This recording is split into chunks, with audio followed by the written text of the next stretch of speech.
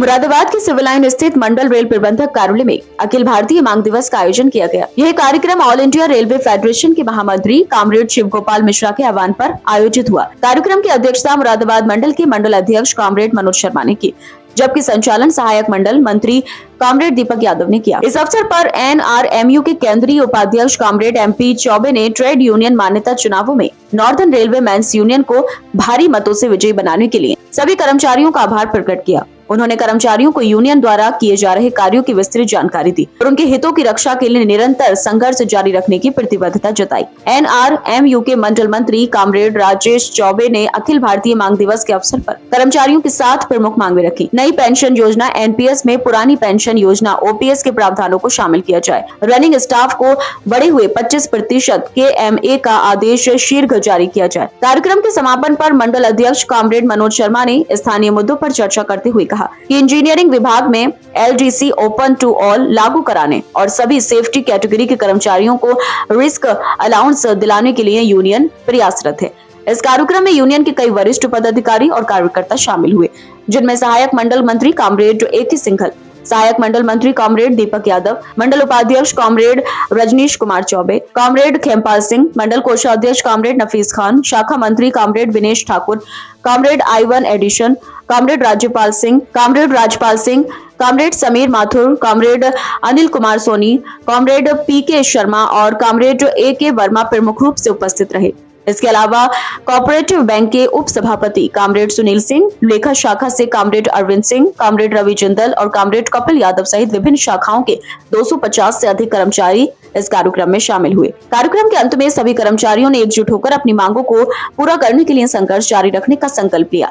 इस आयोजन से कर्मचारियों में एक नई ऊर्जा का संचार हुआ और रेलवे यूनियन ने अपने सदस्यों को आश्वस्त किया कि उनकी हर समस्या को उच्च स्तर पर उठाया जाएगा। जी, ये all India railway men's federation के महामंत्री कॉमरेड शिव गोपाल मिश्रा जी के आह्वान पर पूरे भारतवर्ष में जितने भी हमारे जोन हैं और उन जोन से संबंधित मंडल हैं, उस पर हमने राष्ट्रीय मांग दिवस के रूप में मनाने का काम किया है। इसमें हमारी 7 सूत्रीय डिमांड हैं, जिनको लेकर जगह जगह हम लोग जा रहे हैं, अपने साथियों के बीच में सभाएं कर रहे हैं और उनको ये बताने का काम कर रहे हैं कि all India railway men's federation ने जो संकल्प लिया था चुनाव से पहले कि हम इस संकल्प को लेकर चलेंगे और इसको पूरा करने का काम करेंगे, उसी संकल्प को लेकर आज हम लोग अब मैदान में आ चुके हैं और इसको लेकर आज उसी तौर पर सभा की गई है।